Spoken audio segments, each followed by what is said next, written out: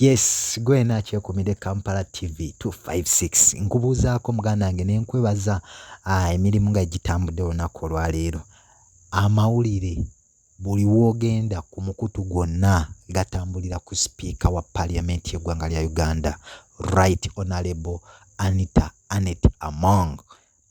Amawulire gongedde okuvaayo ne galaga nti omukago gwa Bulaaya ogumanyiddwa nga European Union guvuddeyo ne gutegeeza nti nagwo gumaliriza enteekateeka ez'okuteeka envumbo ku Speaker wa Parliament y'eggwanga Uganda, kwoteeka n'abamu ku bakungu mu gavumenti y'eggwanga Uganda.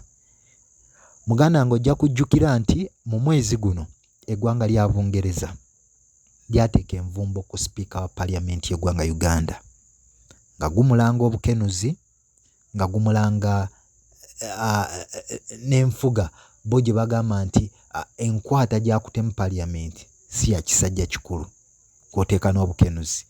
N'abamu ku baali ba minisita. Kati lunaku lwabadde lwaggulu era eggwanga lya Amerika lyavuddeyo ne liteeka envumbo era ku Speaker wa Parliament y'eggwanga Uganda, baminisita n'abaliko baminisita kwoteeka ne General mu ggye lya Uganda. Ate ne famire zaabwe zonna Amerika n'eziteekako envumbo.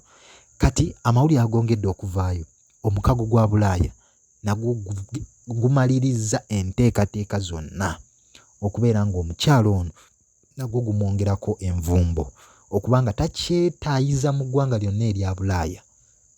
Jjukira nti Amerika bwe kuteekako envumbo kitegeeza buli nsi gy'ekolagana nayo oba tokyasobola kgendayo. Ojja kujjukira General bamwita Kandiho olwamuteekako natti mu Amerika, buli nsi Amerika gy'ekola nayo yaboola Kandiho.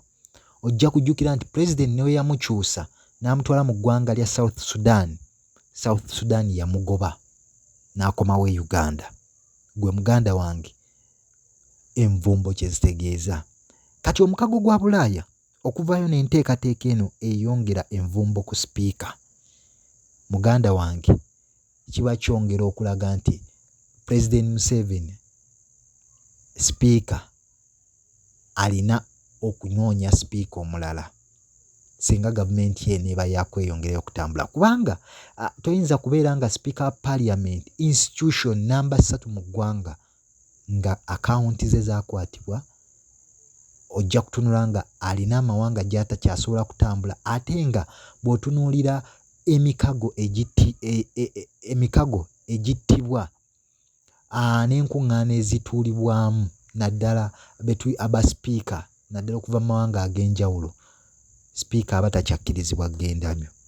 Kati kiba kyongera okusiga ekifaananyi kibi eri gavumenti ya President Yoweri Museveni. So amawulire gongedde okuvaayo ne galaga nti birungi si birungi essaawa yonna Speaker wa Parliament y'eggwanga Uganda omukyala Right Honorable Anita Among n'eggwanga n'omukago gwa Bulaaya ogumanyiddwa nga EU, European Union, nga guvudde ne gutegeeza nga essaawa yonna egumaliriza enteekateeka ez'okumuteekako envumbo. Bamulanga bulyake, bamulanga buli bwanguzi.